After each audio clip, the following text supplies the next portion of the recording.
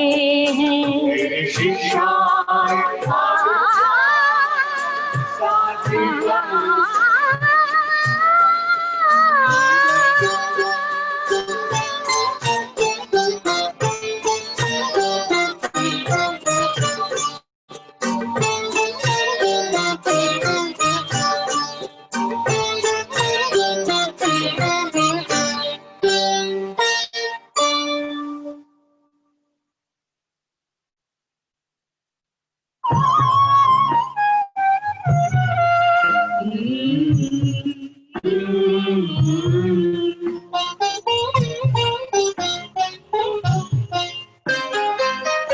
साथ तुम्हारा प्रभु कितना है प्यारा, साथ तुम्हारा प्रभु कितना है प्यारा।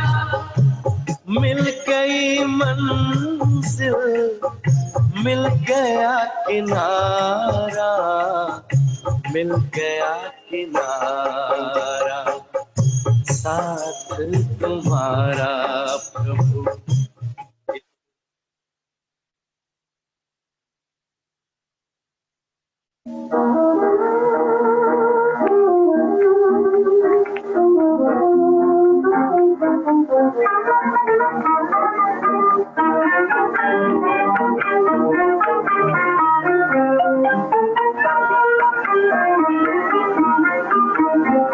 दुनिया रंग रंगीले बाबा, दुनिया रंग रंगीले, दुनिया रंग रंगीले बाबा, दुनिया रंग रंगीले।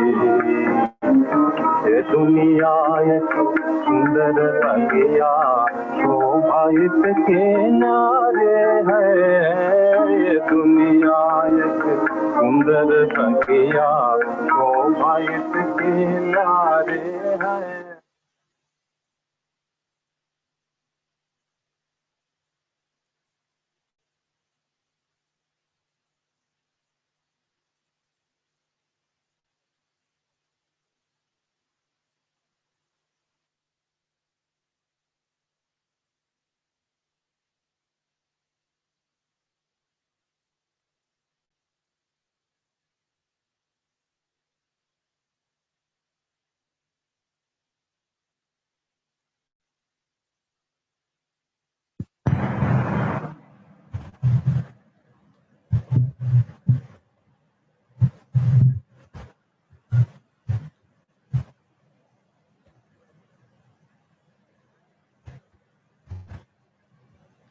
ओम शांति,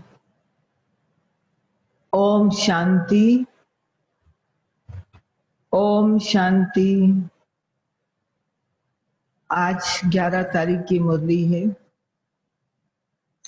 आज बाबा सुना रहे हैं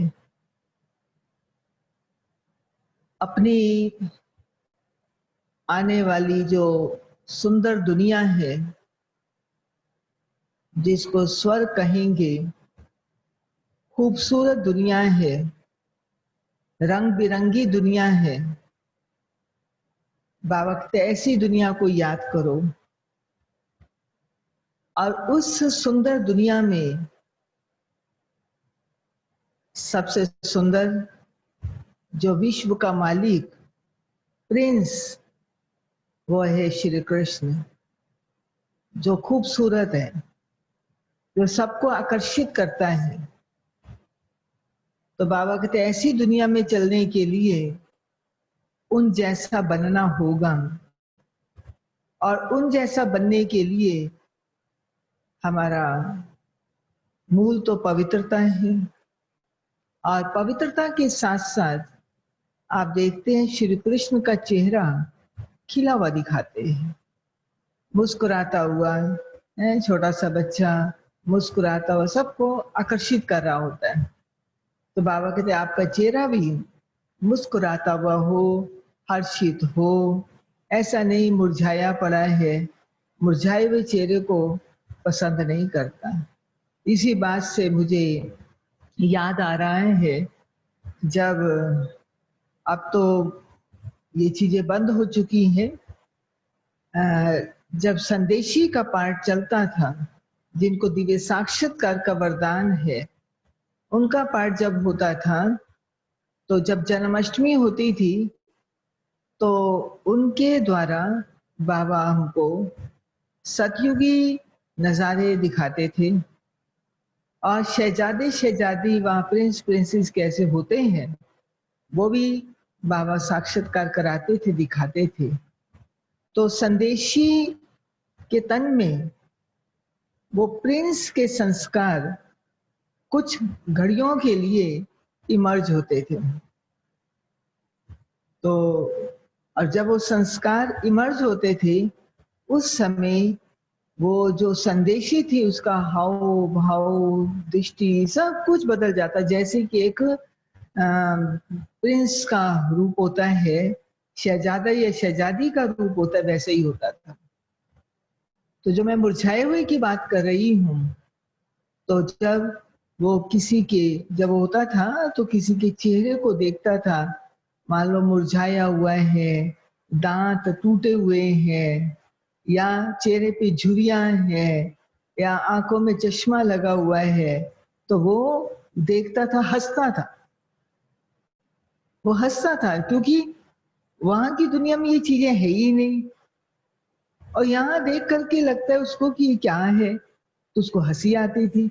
चश्मा, बाल सफेद होना, अब कलयुग के अंदर तो ये सब चीजें हैं, बाल सफेद भी हैं तो चश्मा भी लगा हुआ है, झुर्रियां भी आई पड़ी हैं, चेहरे पे कभी खुशी है तो कभी गम लगा पड़ा है, मुरझाए हुए रहे हैं, तो उसको आश्चर्य लगता था। तो मैं इसलिए ये बात सुना रही हूँ। तो ऐसी दुनिया में जहाँ सब है ही खुशनुमा, इसलिए बाबा कहते कि बच्चे सदा खुश रहना है ऐसी दुनिया में चलने के लिए। तो जैसे कि राखी और जन्माष्टमी दोनों का गहरा संबंध है, इसलिए पहले रक्षाबंधन आता है, फिर जन्माष्टमी आती है। तो रक्षाबंधन यानी पवित्रता का सूत्र बांधेंगे, दृढ़ संकल्प करेंगे, तभी ही हम प्रिंस प्रिंसेस के साथ हम रास रचा सकेंगे, ऐसी दुनिया में जा सकेंगे। और दूसरा फिर बाबा सुना रहे हैं, कलयुगी जो प्राप्तियां हैं, चाहे वो सूक्ष्म प्राप्तियां हैं या स्थूल प्राप्तियां हैं। सूक्ष्म प्राप्तियों में जिसको कहेंगे मान शान की इच्छा रखना, मुझे मान मिले, शान मिले, कोई मेरे से, मैं बड़ा हूं, वो छोटा है, उसको ऐसे बोलना चाहिए, मतलब कुछ भी इच्छा बनी रहती है और साधनों की इच्छा बनी रहती है। तो बाबा कहते हैं कि वो ऐसी ये इच्छाएं हैं जैसे परछाई के पीछे दौड़ना। आप परछाई के पीछे जाएंगे, परछाई आपके हाथ में नहीं आएगी। ठीक इसी प्रकार इस दुनिया के जो सुख साधन है, प्राप्तियां हैं, वो परछाई की तरह हैं। जितना आप इसके पीछे जाओगे उतना आपकी कभी भी पूर्ति नहीं होने वाली। आज एक चीज, कल दूसरी, परसों तीसरी, आखिर क्या होगा? निराशा बनी रहेगी। मान लीजिए पूर्ति हो गई तो खुशी, नहीं हुई तो निराशा, ये चलता रहेगा। इसलिए बाबा कहते कि बच्चे इस कलयुगी दुनिया के सुख साधन प्राप्तियों के पीछे मत दौड़ो। जितना, जिसको कहेंगे साधन और साधना, जितने आपकी साधना अच्छी होगी उतना साधन आपकी जरूरत के अनुसार आपके पीछे पीछे आएंगे कि हमको यूज करो। साधन कहेंगे मुझे यूज करो। तो बाबा कहते ऐसी स्थिति बनानी, अपनी साधना को बढ़ाओ, साधन के पीछे मत जाओ। बाबा खाने पीने की बात करते हैं, पीछे भी मुरली में आया था, पेट क्या मांगता है? पेट तो 2 रोटी ही मांगता है। कभी बाबा उसको कहते एक पाव आटा ही तो मांगता है। ये तो ज्यादा हम उसमें जाते हैं तभी हमारी बुद्धि इधर उधर भागती है।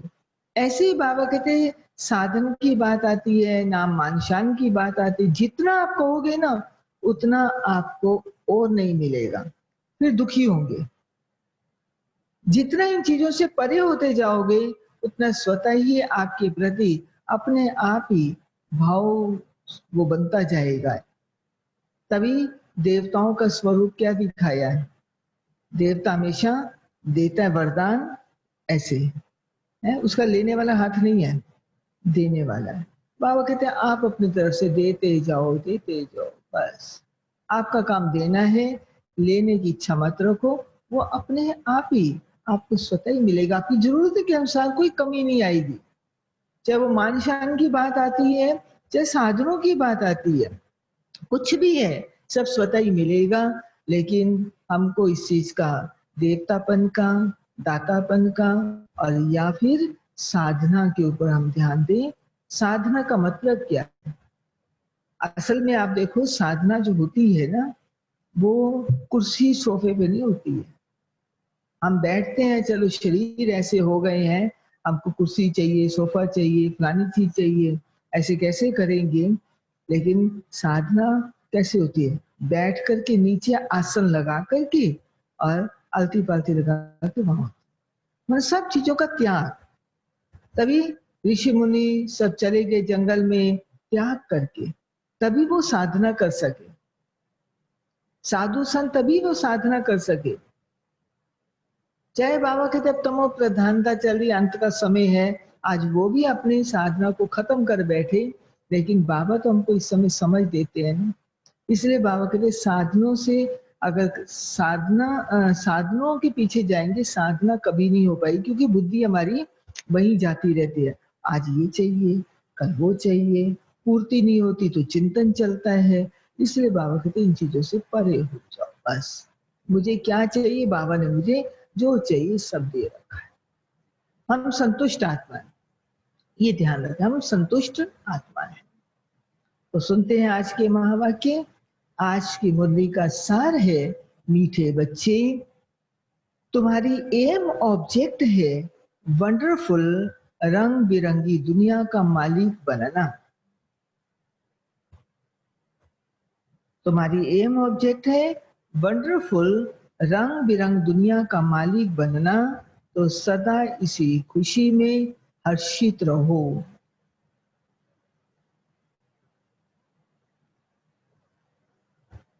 तो सदा इस खुशी में हर्षित रहो, मुरझाया हुआ नहीं।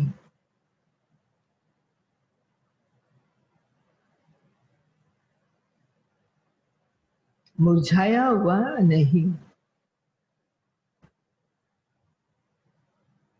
प्रश्न है, तकदीरवान बच्चों को कौन सा उमंग सदा बना रहेगा?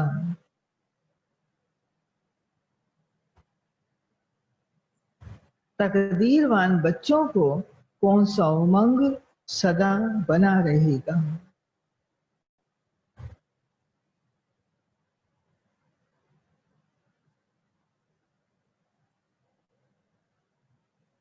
उत्तर है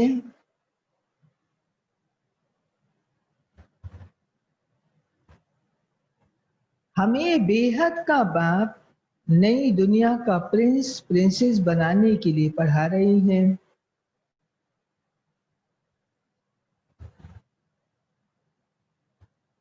हमें बेहद का बाप नई दुनिया का प्रिंस प्रिंसेस बनाने के लिए पढ़ा रही हैं।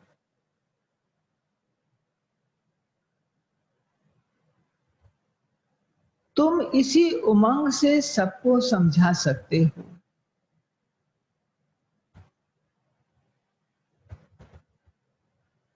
तुम इसी उमंग से सबको समझा सकते हो।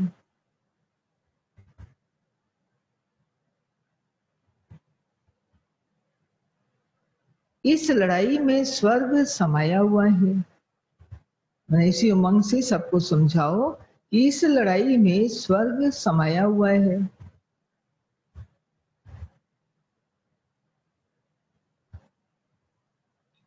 इस लड़ाई के बाद स्वर्ग के द्वार खुलने हैं। इस लड़ाई के बाद स्वर्ग के द्वार खुलने हैं।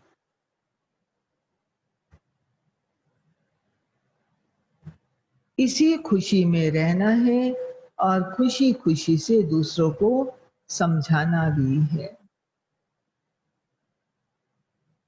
इसी खुशी में रहना है और खुशी खुशी दूसरों को समझाना भी है। गीत है दुनिया रंग रंगीली बाबा, दुनिया रंग रंगीली बाबा। ओम शांति। ये किन्होंने कहा बाबा को कि ये दुनिया रंग बिरंगी है? अब इनका अर्थ दूसरा कोई समझ ना सके। बाप ने समझाया है ये खेल रंग रंगीला है। कोई भी बाइस्कोप आदि होता है, बहुत रंग बिरंगी सीन सीनरियां आदि होती है ना। तो कोई भी बाइस्कोप देखते हैं तो कलरफुल होता है। अब इस बेहद की दुनिया को कोई जानते नहीं।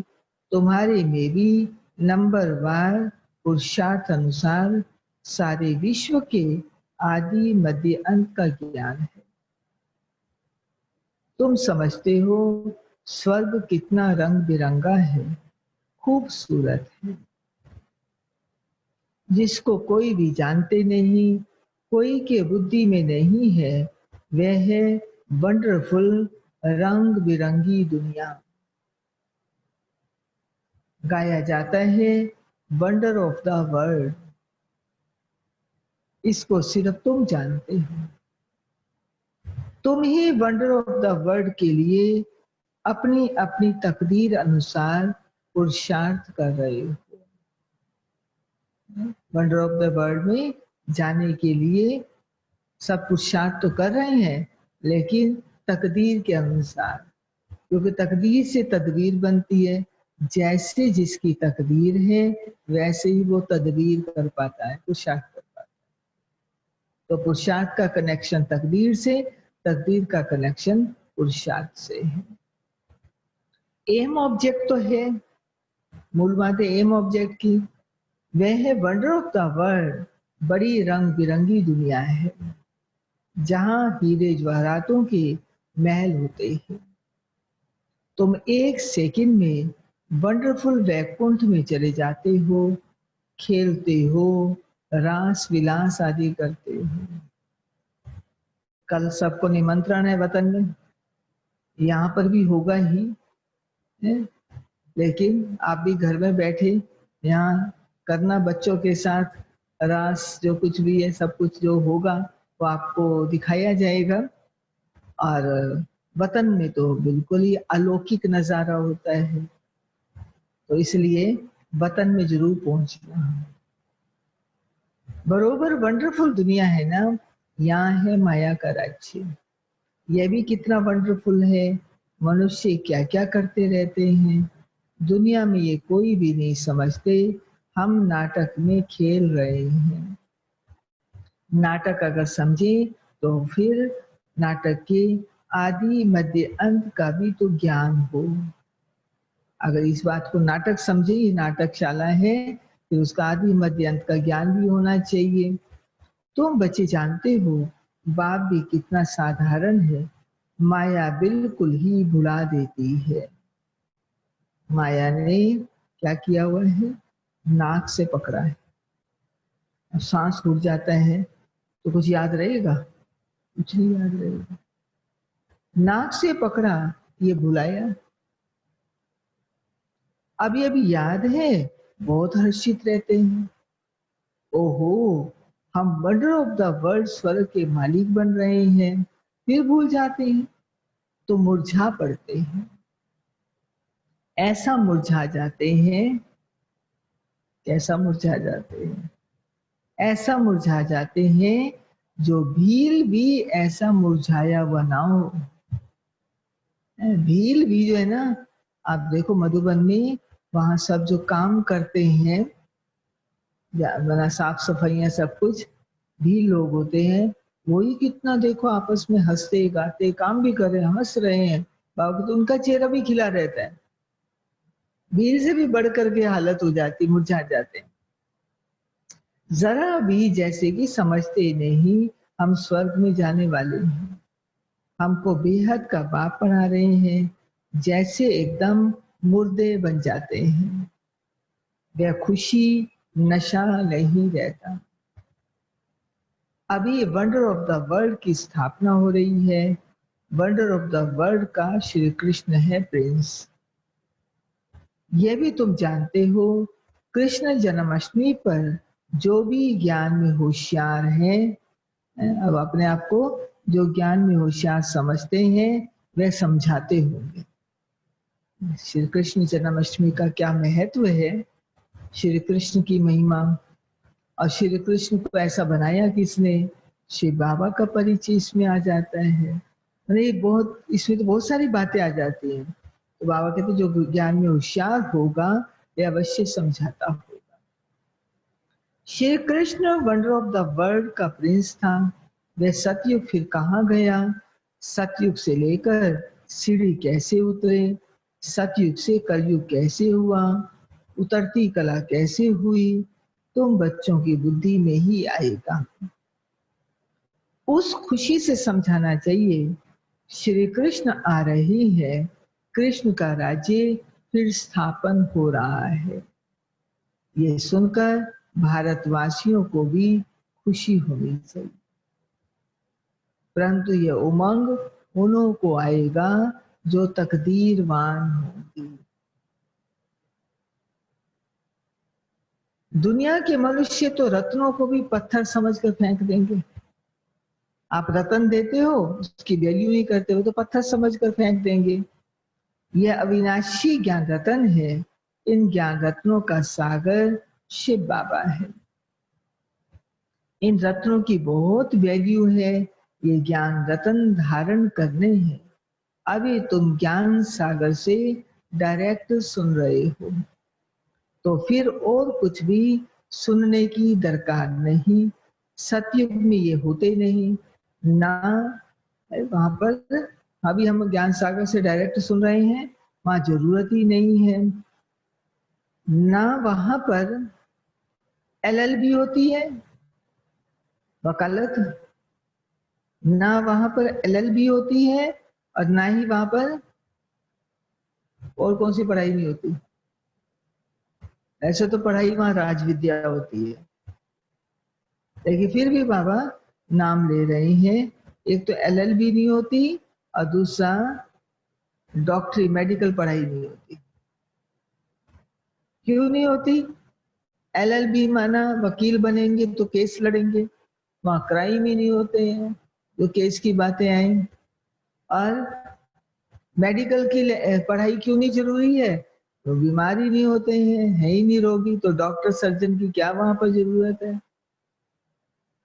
ना वहां एलएलबी ना सर्जन आदि बनना होता है, वहां ये नॉलेज ही नहीं। वहां तो तुम प्रारब्ध भोगते हो। तो जन्माष्टमी पर बच्चों को अच्छी रीति समझाना है। अनेक बार मुरली चली हुई है जन्माष्टमी पर। बच्चों को विचार सागर मंथन करना है, तब ही पॉइंट्स निकलेगी।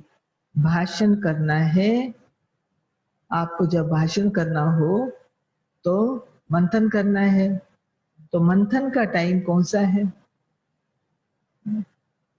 सवेरे। तो सवेरे उठकर लिखना चाहिए, है सवेरे उठकर लिखना चाहिए, फिर पढ़ना चाहिए। भूली हुई पॉइंट्स फिर ऐड करनी चाहिए। पहले मंथन करो, फिर लिखो, फिर बाद में पढ़ो, और कोई मिस हो गई है पॉइंट्स उसको ऐड करो। इससे धारणा अच्छी होगी। फिर भी लिखत मुआफिक सब बोल नहीं सकेंगे। आपने जो लिखा है ना सारा, क्योंकि यहाँ पढ़ के तो बोलना नहीं है, वैसे ही बोलना है बिना पढ़े, तो कोई बातें रह भी जाती हैं। कुछ न कुछ पॉइंट्स भूल जाएंगे तो समझाना होता है कृष्ण कौन है। यह तो वंडर ऑफ द वर्ल्ड का मालिक है। भारत ही पैराडाइज था, उस पैराडाइज का मालिक श्री कृष्ण था। हम आपको संदेश सुनाते हैं कि श्री कृष्ण आ रहे हैं। राजयोग भगवान ने ही सिखाया है, अब भी सिखला रहे हैं। पवित्रता के लिए पुरुषार्थ करा रहे हैं। डबल सिरताज देवता बनाने के लिए ये सब बच्चों को स्मृति में आना चाहिए। जिनकी प्रैक्टिस होगी वे अच्छी रीति समझा सकेंगे। कृष्ण के चित्र में भी लिखत बड़ी फर्स्ट क्लास है। इस लड़ाई के बाद स्वर्ग के द्वार खुल रहे हैं। इस लड़ाई में जैसे स्वर्ग समाया हुआ है। ये लड़ाई ऐसी है, इस लड़ाई के बाद द्वार ही कौन से खुलेंगे? स्वर्ग के, इसलिए स्वर्ग समाया हुआ है। बच्चों को भी बहुत खुशी में रहना चाहिए। जन्माष्टमी पर मनुष्य कपड़े आदि नए पहनते हैं, लेकिन तुम जानते हो, अब नए कपड़े का बाबा बता रहे हैं कि अभी तुम जानते हो, अभी हम ये पुराना शरीर छोड़ नया कंचन शरीर लेंगे। शरीर एक वस्त्र है ना, हम भी नए वस्त्र वहां पर धारण करेंगे। कंचन काया कहते हैं ना, अर्थात सोने की काया। आत्मा भी पवित्र, शरीर भी पवित्र। अभी कंचन नहीं है, नंबरवार बन रही है। कंचन बनेगी ही याद की यात्रा से। बाबा जानते हैं बहुत हैं जिनको याद करने का भी अक्ल नहीं है। याद की जब मेहनत करेंगे तब ही तो वाणी जोरदार होगी, शक्तिशाली होगी। अभी वह ताकत कहाँ है? योग है नहीं। लक्ष्मी नारायण बनने की शक्ल भी तो चाहिए ना, तभी नारद का एग्जाम्पल आ जाता है। लक्ष्मी को बनने गया, कहा शक्ल तो देखो, तो बाबा कहते लक्ष्मी नारायण बनने के लिए एक तो शक्ल चाहिए और दूसरा पढ़ाई चाहिए। शक्ल भी चाहिए, शक्ल में क्या दिखाई दे? दैवी गुणों की धारणा दिखाई दे। और पढ़ाई भी चाहिए, स्टेटस के लिए पढ़ाई चाहिए होती है। कृष्ण जन्माष्टमी पर समझाना बहुत सहज है। कृष्ण के लिए कहते हैं श्याम सुंदर। कृष्ण को भी काला, नारायण को भी काला, और किसको काला? राम को भी काला बना दिया है। खुद काले हैं ना, इसलिए सबको ही काला बना दिया। बाप खुद कहते हैं मेरे बच्चे जो पहले ज्ञान चिता पर बैठ स्वर्ग के मालिक बने, फिर वे कहाँ चले गए? काम चिता पर बैठ नंबरवार गिरते चले गए। सृष्टि भी सतो प्रधान, सतो रजो तमो में बनती है, तो मनुष्यों की अवस्था भी ऐसी होती है। काम चिता पर बैठ श्याम अर्थात काले बन गए हैं। अब मैं आया हूं सुंदर बनाने के लिए। आत्मा को सुंदर बनाया जाता है। बाबा हर एक की चलन से समझ जाते हैं मनसा वाचा कर्मणा कैसे चलते हैं। चलन से पता चल जाता है इनकी मनसा क्या है, इनके बोल कैसे हैं, चलन से समझ जाते हैं। कर्म कैसे करते हैं उसे पता पड़ जाता है। बच्चों की चलन तो बड़ी फर्स्ट क्लास होनी चाहिए। मुख से सदैव रतन निकलनी चाहिए। कृष्ण जन्माष्टमी पर समझाने का बहुत अच्छा है। श्याम और सुंदर की टॉपिक हो। कृष्ण को भी काला, नारायण को भी काला और राधे को भी काला क्यों बनाया है? शिवलिंग भी काला पत्थर रखते हैं। ज्यादातर मंदिरों में तो शिवलिंग काला ही दिखाते हैं। अब वह कोई काला थोड़ी है। शिव है क्या और चीज क्या बनाते हैं, इन बातों को तुम बच्चे जानते हो। काला क्यों बनाते हैं इस पर तुम समझा सकेंगे। अब देखेंगे बच्चे क्या सर्विस करते हैं। बाप तो कहते हैं ये ज्ञान सभी धर्म वालों के लिए है। उन्हों को भी कहना है। बाप कहते हैं मुझे याद करो तो जन्म जन्मांतर के पाप कट जाएंगे। पवित्र बनना है। किसको भी तुम राखी बांध सकते हो। यूरोपियंस को भी राखी बांध सकते हो। कोई को भी कहना है भगवान उवाच, जरूर कोई तन से तो कहेंगे ना। कहते हैं मामेकम याद करो, देह के सब धर्म छोड़, अपने को आत्मा समझो। बाबा कितना समझाते हैं फिर भी नहीं समझते हैं, तो बाप समझ जाते हैं इनकी तकदीर में नहीं है। यह तो समझते होंगे शिव बाबा पढ़ाते हैं, रथ बिगड़ तो पढ़ा ना सके। इशारा देना ही बस काफी है। कोई कोई बच्चों को समझाने की प्रैक्टिस अच्छी है। बाबा मम्मा के लिए समझते हो ये ऊंच पद पाने वाले हैं। मम्मा भी सर्विस करती थी ना, इन बातों को भी समझाना होता है। माया के भी अनेक रूप होते हैं। अब माया के अनेक रूप कैसे हैं? बाबा कहते इसलिए माया को भी समझना है। अब अनेक रूप में एक रूप माया कौन सा धारण करती है? कहते हैं हमारे में मम्मा आती है, ये माया का रूप है। शिव बाबा आते हैं, परंतु नई नई पॉइंट्स तो मुकर्रर तन द्वारा ही तो सुनाएंगे, दूसरे किसी द्वारा सुनाएंगे? दूसरे किसी के द्वारा नहीं सुनाएंगे। बाबा कहते जो मेरा मुकर्रर तन है उनके द्वारा ही नई नई बातें सुनाता हूँ। इसलिए इस माया के चक्कर में ना कहते फलाने में ना आजकल है ना मम्मा की परवरिश, मम्मा आती है। फलाने में ना अभी मधुबन में अव्यक्त बाप दादा का पाठ नहीं चल रहा है ना, तो इसलिए फलानी बहन के अंदर अव्यक्त बाप दादा का पाठ चल रहा है। बाबा कहते कितना ये सब कुछ कर रहे हैं, ये माया की परवेशता है, इस धोखे में मत आओ। और आगे तो फंस जाएंगे, अपना जन्म जन्मांतर कल्प कल्पांतर का घाटा डालेंगे। ये हो ही नहीं सकता। ऐसे तो बच्चियां भी बहुत प्रकार की पॉइंट्स अपनी भी सुनाती रहती हैं। मैगजीन में कितनी बातें आती हैं। ऐसा नहीं मम्मा बाबा उनमें आते वह लिखवाते हैं, नहीं, बाप तो यहाँ डायरेक्ट आते हैं। तब तो यहाँ सुनने के लिए आते हो ना। अगर मम्मा बाबा कोई में आते हैं तो फिर वह वहां नहीं, बाप तो यहाँ डायरेक्ट आते हैं, तब तो यहाँ सुनने के लिए आते हैं सर। अगर मम्मा बाबा कोई में आते तो फिर वहां ही बैठ उनसे पढ़े ना, फिर वहां जाओ, फिर मधुबन में क्यों आते हो?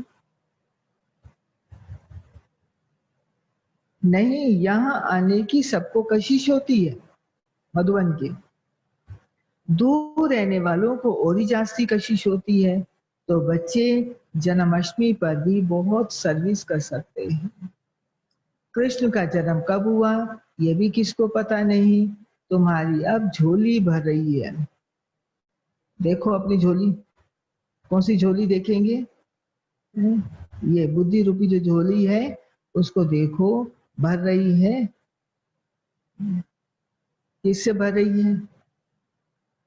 किससे भर रही है? रत्नों से भर रही है ऐसा तो नहीं। तुम्हारी बुद्धि में क्या ठिकरियां माना आवाज है क्या? कहते ना कि वो कोई मना चीज लाए उसमें बजाया, कहते क्या? कहते ठिकरियां। तो बाबा कहते आपके भी बुद्धि में ठिकरियां तो नहीं है, इधर उधर की व्यर्थ बातें होंगी जो ठिकरियां हैं, तो उसमें ज्ञान रतन ठहर नहीं सकते, ये मान के चले। इसलिए चेक करना है मेरा बुद्धि रूपी बर्तन या झोली, उसमें रतन भर रहे हैं। अगर उसकी पहचान क्या है? अगर आपकी बुद्धि रूपी झोली भर रही है, उसकी पहचान है खुशी, तो खुशी रहनी चाहिए। परंतु बाबा देखते हैं खुशी कोई कोई में बिल्कुल है ही नहीं, कोई कोई में खुशी है ही नहीं। श्रीमत पर ना चलने की तो जैसे उन्होंने कसम उठा ली है। श्रीमत पर ना चलने की जैसे कि कसम उठा ली है, तो खुशी कहां से आएगी? सर्विसेबल बच्चों को तो जैसे सर्विस ही सर्विस सूझती रहेगी। समझते हैं बाबा की सर्विस नहीं की, किसको रास्ता नहीं बताया, गोया हम अंधे रहे। ये समझने की बात है ना। बैज में भी कृष्ण का चित्र है, इस पर भी तुम समझा सकते हो। कोई से भी पूछो इन्हों को काला क्यों दिखाया, बता नहीं सकेंगे। शास्त्रों में लिख दिया है राम की स्त्री चुराई गई। श्री कृष्ण चोर था और राम वो क्या था, कमजोर था, उसकी स्त्री चुराई गई। परंतु ऐसी बात होती नहीं। ऐसी है वो भगवान जी, राम भगवान कहते हैं, और उसकी स्त्री चुराई गई। तुम भारतवासी ही परिस्तानी थे, अब कब्रिस्तानी बने हो। ये ज्ञान चिता पर बैठ दैवी गुण धारण कर परिस्तानी बनते हैं। सर्विस तो बच्चों को करनी है, सबको पैगाम देना है, इसमें बड़ी समझ चाहिए, इतना नशा चाहिए। हमको भगवान पढ़ाते हैं, भगवान के साथ रहते हैं, भगवान के बच्चे भी हैं तो फिर हम पढ़ते भी हैं। बोर्डिंग में रहते हैं फिर बाहर का संग नहीं लगेगा। यहाँ भी स्कूल है ना, क्रिश्चियन में भी फिर भी मैनर्स होते हैं।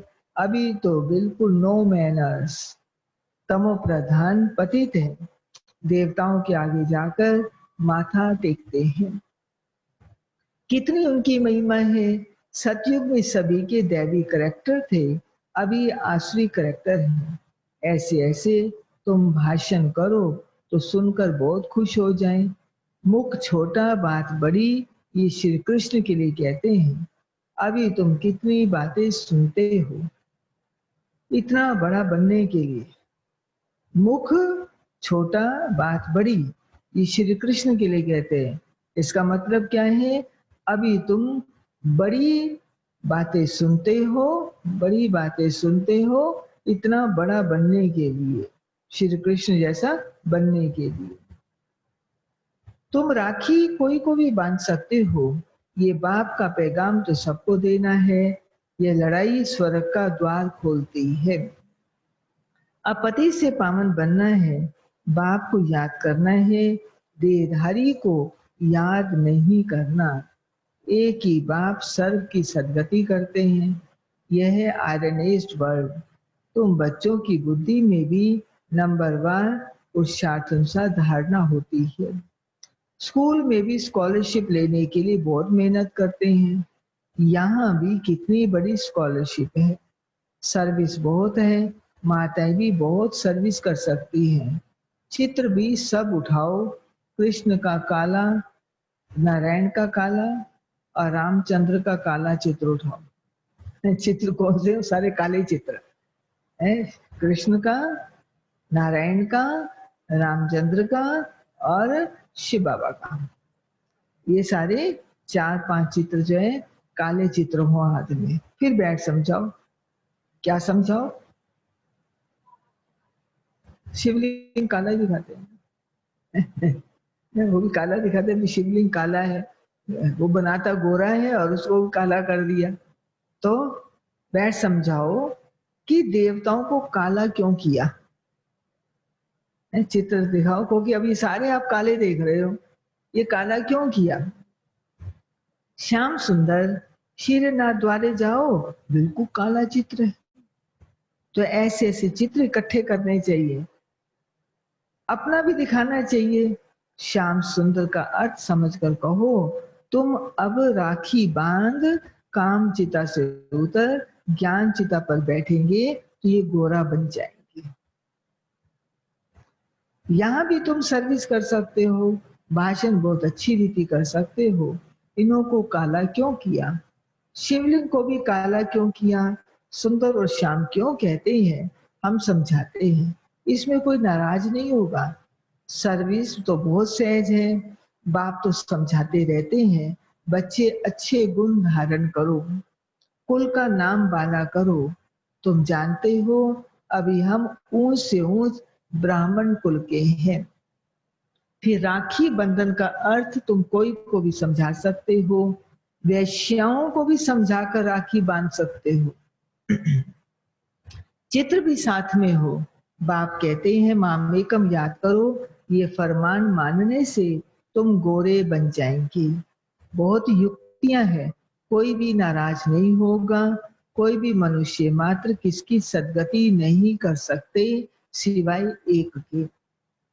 पर राखी बंधन का दिन ना हो, कभी भी राखी बांध सकते हो। ये थोड़ी राखी वाले दिन राखी बांध, कभी भी राखी बांध सकते हो। ये अर्थ समझना है। राखी जब चाहे तब बांधी जा सकती है। तुम्हारा धंधा यही है, हमारा धंधा ही राखी बांधना है, इसलिए कभी भी राखी बांध सकते हो। तुम्हारा धंधा ही यही है। बोलो, बाप के साथ प्रतिज्ञा करो। बाप कहते हैं मामेकम याद करो तो पवित्र बन जाएंगे। फिर आगे बाबा क्या करें, मस्जिद में भी जाकर तुम उनको समझा सकते हो। हम राखी बांधने के लिए आए, ये बात तुमको भी समझने का हक है, उनको कहो।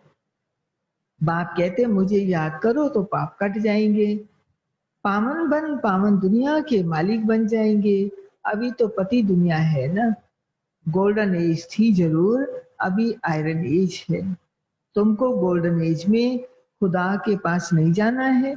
उनको पूछो आपको खुदा के पास नहीं जाना है, तो कहेगा जाना है।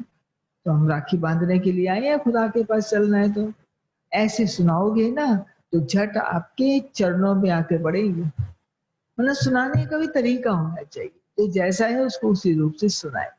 नहीं तो बाकी तो अपने धर्म में सब कट्टर होते हैं, हमारे धर्म में ये नहीं होता, हम नहीं करेंगे। लेकिन तरीके से सुनाए, युक्ति से सुनाए। अच्छा, मीठे मीठे सिकिलदे बच्चों प्रति माता पिता बाप दादा का याद प्यार और गुड मॉर्निंग। रूहानी बाप की रूहानी बच्चों को नमस्ते, रूहानी बच्चों की रूहानी बाप को नमस्ते। धारणा के लिए मुख्य सार। फर्स्ट पॉइंट, ज्ञान रत्नों के सागर से जो अविनाशी ज्ञान रत्न प्राप्त हो रहे हैं,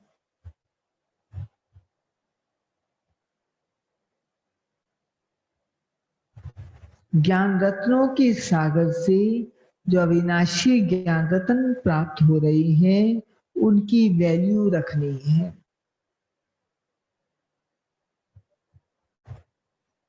उनकी वैल्यू रखनी है।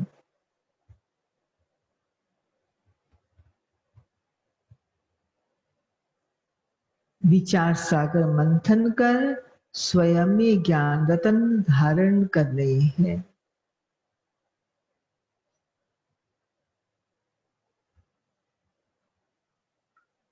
विचार सागर मंथन कर स्वयं में ज्ञान रत्न धारण करने हैं। मुख से सदैव रत्न निकालने हैं।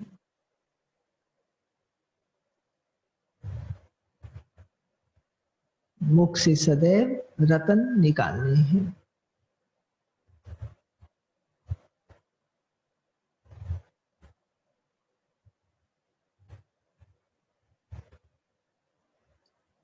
सेकंड पॉइंट है,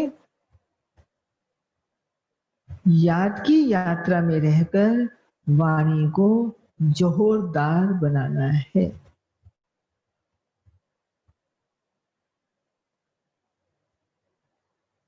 याद की यात्रा में रहकर वाणी को जोहरदार बनाना है।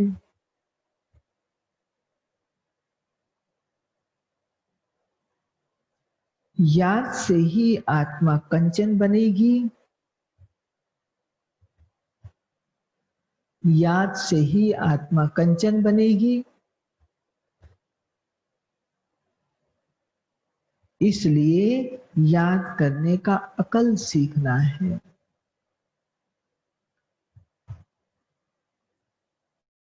इसलिए याद करने का अकल सीखना है।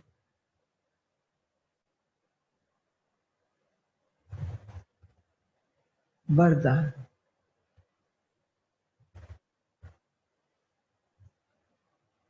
पुरानी देह और दुनिया को भूलने वाले, पुरानी देह और दुनिया को भूलने वाले बाप दादा के दिल तख्त नशीन भव। पुरानी देह और दुनिया को भूलने वाले बाप दादा के दिल तख्त नशीन भव। इसका स्पष्टीकरण है, संगम युगी श्रेष्ठ आत्माओं का स्थान है ही बाप दादा का दिल तख्त। ऐसा तख्त सारे कल्प में नहीं मिल सकता। विश्व के राज्य का व स्टेट के राज्य का तख्त तो मिलता रहेगा, लेकिन यह तख्त नहीं मिलेगा। ये इतना विशाल तख्त है जो उस तख्त पे चलो फिरो खाओ सो, लेकिन सदा तक नशीन रह सकते हो। ये ऐसा तख्त है। जो बच्चे सदा बाप दादा के दिल तक नशीन रहते हैं, वे इस पुरानी देह व दुनिया की व देह की दुनिया से विस्मृत रहते हैं। इसे देखते हुए भी नहीं देखते हैं। स्लोगन है, हद के नाम मान शान के पीछे दौड़ लगाना, अर्थात परछाई के पीछे पड़ना। हद के नाम मान शान के पीछे दौड़ लगाना, अर्थात परछाई के पीछे पड़ना। ओम शांति। ये थी आज की मुरली। इसलिए आज बाबा ने, जन्माष्टमी कल है ना, वैसे तो आज मना रहे हैं बहुत लोग, लेकिन बाबा के घर में कल भोग लगना है, वो तो आप सबको बता दिया है। 2 दिन मना रहे हैं। हर चीज भारत के अंदर पंडितों के अनुसार चलता है ना, जो मुहूर्त निकाल देंगे वही सब मानेंगे। कोई कुछ कहता कोई कुछ कहता, इसलिए हर चीज 2 दिन। चलो पंडित जी जो भी मुहूर्त निकाले कुछ भी करें, हमारा अपना मुहूर्त है।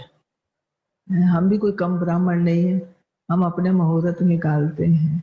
इसलिए हमारा मुहूर्त कल का है, कल ही भोग लगेगा। और जैसे आप सबको कल दीदी ने पीछे बोला था कि सब क्या बोला था, याद है या नहीं है? कल सब कुछ भी बनाएंगे, भोग बनाएंगे, सब कुछ न कुछ बनाओ। और जब भोग यहाँ लगेगा तब आप अपनी सुंदर थाली सजा करके, बाबा की थाली, बर्तन नया होना चाहिए, पीछे भी बताया था, बर्तन नया हो, सुंदर सा उसके ऊपर रुमाल हो जिसे ढका हुआ हो, और वो भोग लगाओ। कुछ भी एक चीज, एक बनाओ 2 बनाओ, लेकिन एक चीज तो बनाओ। तो कल भोग सेंटर पे तो लगेगा, लेकिन आप सभी भोग लगाएंगे ही।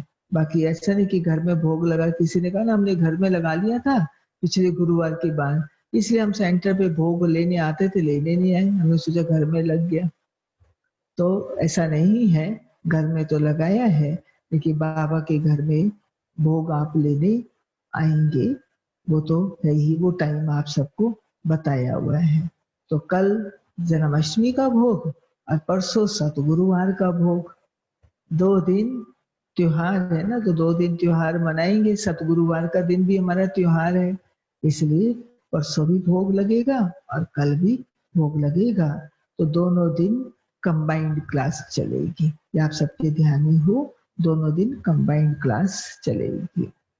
अभी चलते हैं, आप सबसे मिलते हैं। तो बैठे हैं दिनेश भाई, ननिता बहन, संतोष बहन, शिव सिंह भाई, मुन्नी बहन और नीलम बहन, राधा बहन, निझावन जी, परविंदर बहन, अमित भाई, अनिल भाई, रमा बहन, निर्मल माता जी, डॉली बहन, मंजू बाला बहन, नरेंद्र भाई, ललिता बहन, विजय भाई, पूनम बहन, मधु बहन, रवि भाई, अनुभा बहन और इंदु बहन, गायत्री बहन, युगल किशोर भाई, श्रुति बहन, और ये कौन बैठे, सुरेश भाई और रचना बहन, ये दिखाई दे रहे हैं। और कौन दिख रहे हैं? और हैं गीता बहन, अनिल सम्राट जी, और ये तो कुछ दिखाई नहीं दे रहा, शायद संजय भाई है लगता है, संजय भाई और उनकी माता जी हैं शायद है। और मंजू बहन, स्वीट बहन, अनुपम बहन, सतनाम भाई, माता जी, गगन भाई, वीना बहन, सानिया बहन, मंजू बहन, त्रिमूर्ति, ये सब दिखाई दे रहे हैं। ओके, ओम शांति। अभी बाबा को याद करते हैं।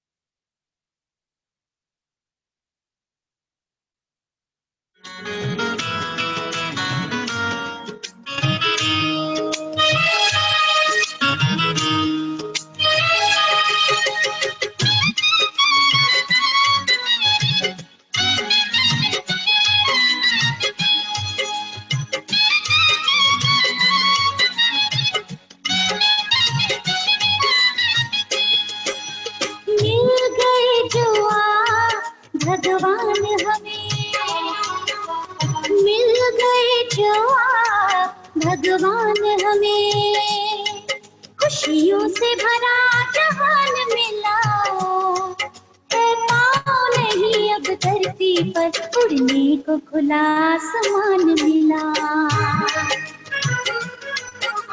मिल गए जो आप भगवान हमें, मिल गए जो आप भगवान हमें।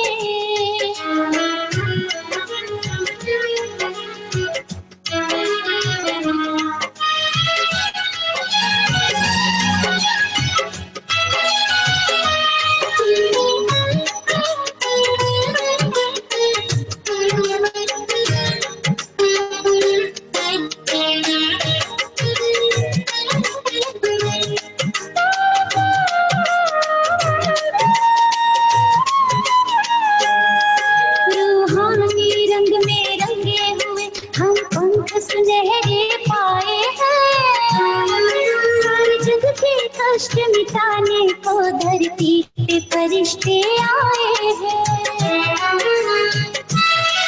रूहानी रंग में रंगे हुए हम पंख सुनहरे पाए हैं, सारे जग के कष्ट मिटाने को धरती पे फरिश्ते आए हैं।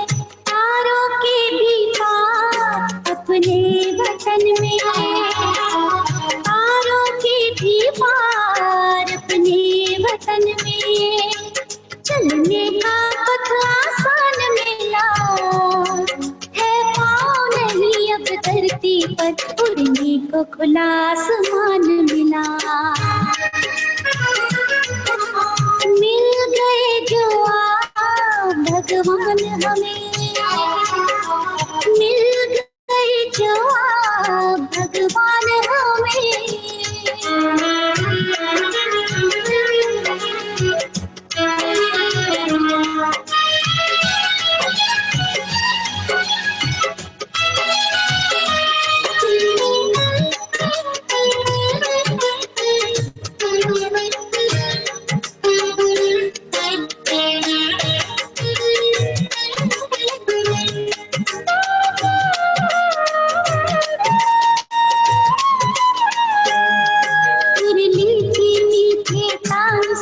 तब ज्ञान की मीठी बातों में झर झरते सुख के झरने प्रभु याद के बरसातों में, मुरली की मीठी तान सुनी तब ज्ञान की मीठी बातों में, झर झर झरते सुख के झरने प्रभु याद के बरसातों में। ढल गए हैं पुण्य जन्मों जन्म के, ढल गए हैं पुण्य जन्मों जन्म के, कल्याण का है वरदान मिला है, पाँव नहीं अब धरती पर उड़ने को खुला आसमान मिला। मिल गए जो आप भगवान हमें, मिल गए जो आप भगवान हमें, खुशियों से भरा जहान मिला है, पाँव धरती पर उड़ने को खुला आसमान मिला, उड़ने को खुला आसमान मिला, उड़ने को खुला आसमान मिला।